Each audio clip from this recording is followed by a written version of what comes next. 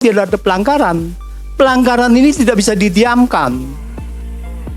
Jadi ini harus dilakukan bahwa nantinya ada, karena toh proyek ini akan mangkrak juga gitu. Tidak mungkin bisa diteruskan dengan APBN kekuatannya segini. Tahun ini aja sampai dengan Januari sampai April penerimaan pajak ini sudah turun 8%. Seharusnya naik 8%. Jadi secara total sudah diskrepensi, ada selisih dengan target itu sudah 15, nantinya akan menjadi mungkin antara 15 sampai 20%. Selisih penerimaan pajak. Turunnya, selisihnya adalah penurunannya shortfall itu adalah sekitar mungkin diperkirakan bisa sampai 15%. Jadi tidak ada. Jadi kalau yang tadi dikatakan bahwa ini siapa Luhut ya minta bahwa ini ditambahkan apa segala, ini melanggar undang-undang APBN. Karena apa? Karena tidak ada detailnya. Karena apa? Undang-undang APBN itu setiap pengeluaran di dalam APBN harus sudah dirinci unit organisasi dan fungsi dan program.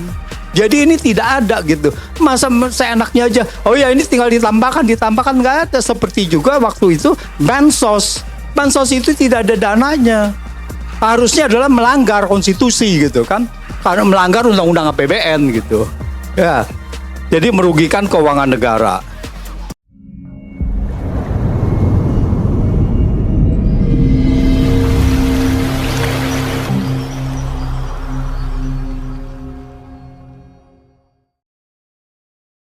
Terima kasih. Selamat malam. Salam sejahtera untuk kita semua. Salam akal sehat. Itu yang penting.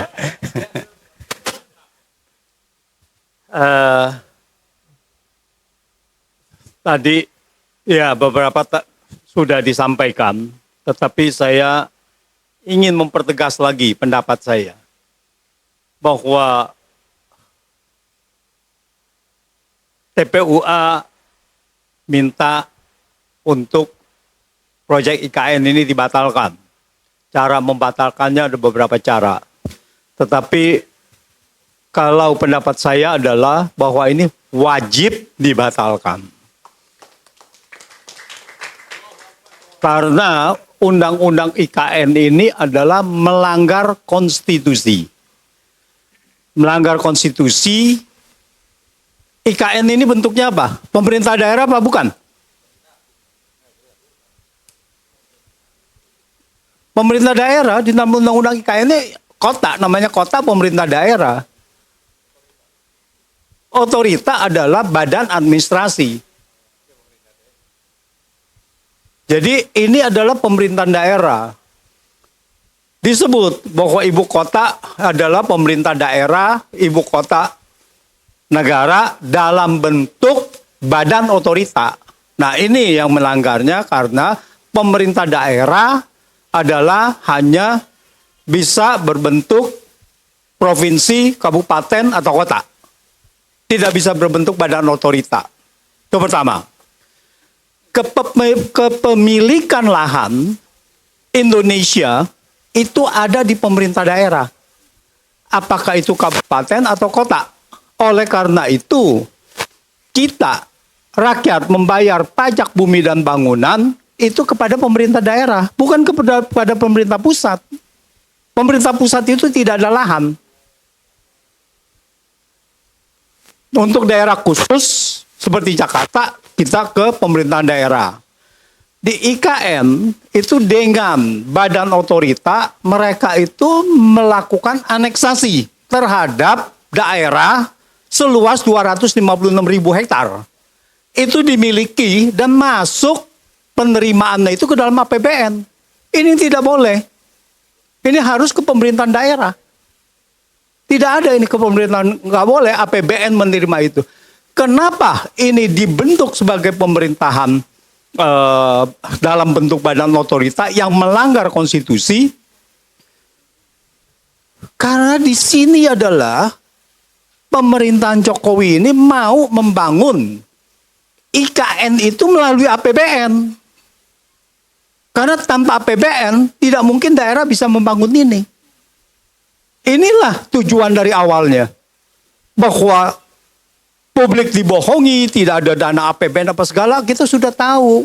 bagaimana pembohongan-pembohongan yang sudah dilakukan oleh pemerintahan ini. Pembohongannya ini begitu sistematis sampai diberitakan secara sistematis terstruktur bahwa sudah ada investor asing, sudah ada SoftBank, sudah ada dari Saudi Arabia, dari Qatar, dan lain-lainnya. Tapi itu semuanya pembohongan semuanya. Karena apa? Karena itu semuanya dinyatakan hanya sepihak oleh Indonesia. Tidak ada orang kalau mau investasi adalah mereka melakukan press conference, ya, lalu mengatakan ya saya berminat. Tidak ada satupun jejak yang mengatakan investor asing itu mengatakan bahwa dia berminat untuk investasi itu. Jadi ini sudah pembohongan terstruktur sekali. Jadi ini wajib batal. Apa konsekuensinya? Ya konsekuensinya tadi yang sudah dikatakan bahwa ini terjadi kerugian negara. Kerugian negara ya harus diusut. Jadi di situ dikatakan bahwa SoftBank mau investasi 30 sampai 40 miliar. Ini tidak ada malunya pejabat ini. Nguber-nguber sampai ke Qatar, nguber-nguber sampai ke Saudi Arabia, minta-minta untuk investasi. Sampai kalau nggak salah ada jalan tol dinamakan MBZ. Ini gimana? Itu pun dikorupsi kan? Sangat luar biasa gitu. Nah, jadi ini mau tidak mau bahwa ini harus wajib batal. Jadi saya sarankan TPUA ini mau jalan apapun ini harus batal. Tadi Bang Egy mengatakan bahwa ada beberapa cara, tetapi saya melihatnya adalah bahwa gugatan ke MK ini harus segera dilakukan. Karena ini adalah bukti bahwa ini adalah melanggar. Bahwa kalau dengan DPR mengkoreksi, lalu Perpu mengkoreksi dan sebagainya, itu seolah-olah tidak ada pelanggaran. Pelanggaran ini tidak bisa didiamkan. Jadi ini harus dilakukan bahwa nantinya ada, karena toh proyek ini akan mangkrak juga gitu. Tidak mungkin bisa diteruskan dengan APBN kekuatannya segini. Tahun ini aja sampai dengan Januari sampai April penerimaan pajak ini sudah turun 8%. Seharusnya naik 8%. Jadi secara total sudah diskrepensi, ada selisih dengan target itu sudah 15, nantinya akan menjadi mungkin antara 15 sampai 20%. Selisih penerimaan pajak. Turunnya, selisihnya adalah penurunannya shortfall itu adalah sekitar mungkin diperkirakan bisa sampai 15%. Jadi tidak ada. Tidak ada. Jadi kalau yang tadi dikatakan bahwa oh ini siapa Luhut ya minta bahwa ini ditambahkan apa segala, ini melanggar undang-undang APBN. Karena apa? Karena tidak ada detailnya. Karena apa? Undang-undang APBN itu setiap pengeluaran di dalam APBN harus sudah dirinci unit organisasi dan fungsi dan program. Jadi ini tidak ada gitu. Masa seenaknya aja, oh ya ini tinggal ditambahkan, nggak ada. Seperti juga waktu itu Bansos. Bansos itu tidak ada dananya. Harusnya adalah melanggar konstitusi gitu kan. Karena melanggar undang-undang APBN gitu. Ya. Jadi merugikan keuangan negara.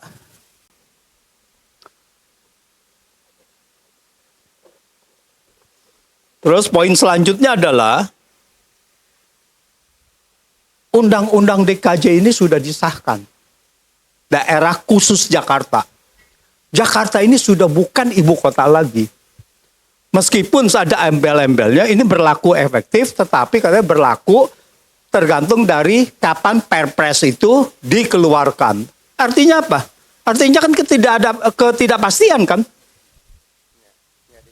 Siapa sekarang? Kapan itu Perpresnya keluar? Apakah besok? Bulan depan? Tahun depan? Setahun lagi? 2 tahun lagi? Ini kan tidak ada kepastian. Jadi sekarang kalau gubernur yang sekarang, kalau ada pilkada di Jakarta, ini pilkada apa? Ibu kota atau DKJ? Nah ini yang harus ini jadi Jokowi membahayakan posisi Indonesia terkait dengan ibu kota. Dan letak ibu kota ini sangat strategis, semuanya harus ada di situ gitu. Jadi di dalam undang-undang kita itu semuanya ada. BPK harus ada perwakilan di setiap provinsi dan ibu kota. Jadi dia punya berdirinya itu harus di ibu kota. Beberapa institusi negara itu harus ada di ibu kota. Sekarang kalau ibu kota IKN-nya sudah harusnya secara undang-undang dia sudah berlaku, tapi kemudian Perpres mengatakan baru berlaku setelah Perpres, yang mana lebih kuat? Kan undang-undang lebih kuat, Perpres kan tidak kuat. Nah, ini masalahnya gitu. Jadi undang-undang ini sudah mengatakan bahwa undang-undang IKN ini sudah berlaku. Ini siapa yang mengatur negara ini bisa ke undang-undang gitu dibilang bahwa Perpres akan lebih kuat dari undang-undang gitu. Undang-undang ini diatur Perpres gitu. Jadi ini sudah negara ini sudah amburadul sekali di bawah pemerintahan Jokowi gitu.